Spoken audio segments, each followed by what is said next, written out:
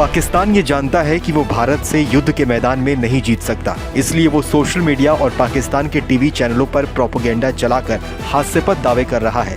भारत से युद्ध को लेकर तो पाकिस्तान में इतना खौफ है कि पाकिस्तानी मंत्री रात के 2 बजे प्रेस कॉन्फ्रेंस कर ये कह रहे हैं कि भारत कभी भी हमला कर सकता है। खुद पाकिस्तानी जनता ही दावा कर रही है कि पाकिस्तानी सेना प्रमुख पाकिस्तान छोड़कर किसी और देश में चले गए हैं। उनका परिवार भी पाकिस्तान छोड़ चुका है, जिसके बाद पाकिस्तान में असीम मुनीर के इस्तीफे की मांग शुरू हो गई। ऐसे में अपनी ही जनता को विश्वास दिलाने के लिए पाकिस्तान अपने सेना प्रमुख की तस्वीरें पोस्ट कर ये यकीन दिलाने की कोशिश कर रहा है कि वो देश में ही है। इस बीच पाकिस्तान की तरफ से एक और वीडियो भी पोस्ट किया गया, जिसमें दावा किया गया था कि असीम मुनीर LOC का दौरा करने पहुंचे हैं। असीम मुनीर इस वीडियो में जवानों का हौसला बढ़ाते हुए दिखाई दे रहे हैं, लेकिन सोशल मीडिया में खुद पाकिस्तानियों ने ही इस वीडियो की पोल खोल दी।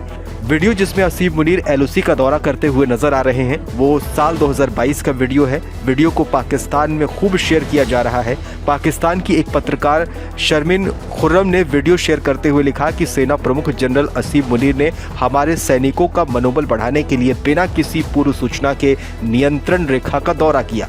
हमारे सैनिक भारत को ऐसा सबक सिखाने के लिए तैयार हैं जिसे कभी भुलाया नहीं जा सकेगा और जिसे इतिहास में दर्ज किया जाएगा अगर उन्होंने पाकिस्तान के साथ छेड़छाड़ करने की कोशिश की। 24 करोड़ पाकिस्तानी तुम्हारी प्रतीक्षा कर रहे हैं। भारत इसलिए चालाकी से काम करने से पहले 1000 बार सोचे।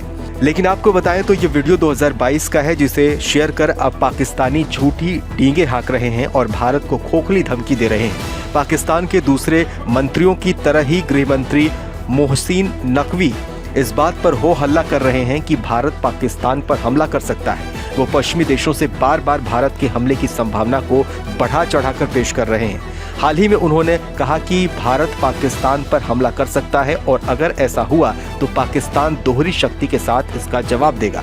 दूसरी तरफ पाकिस्तान के ही रक्षा मंत्री ख्वाजा आसिफ भारत पर परमाणु हमले की धमकी दे रहे हैं।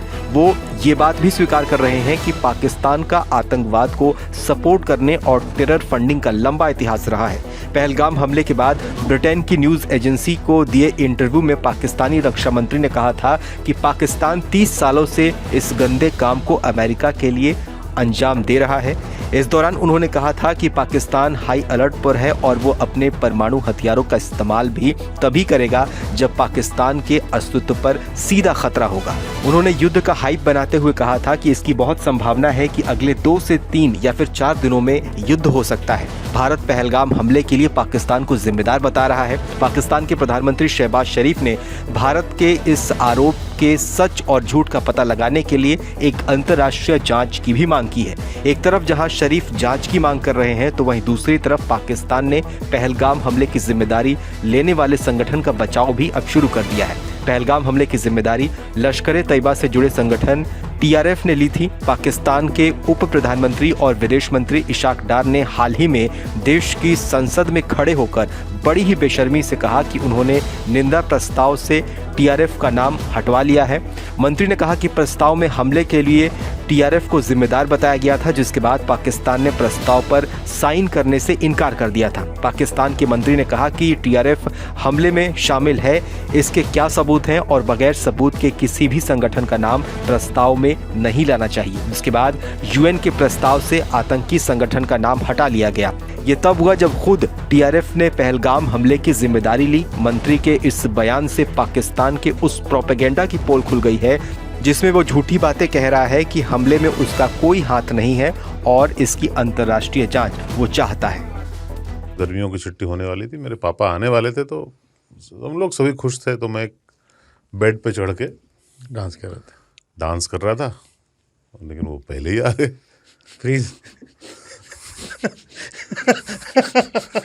तो मैं उस समय तो कंटिन्यू नहीं कर सकता था, तो फ्रीज फ्रेम टाइप का हो गया। कसम पैदा कर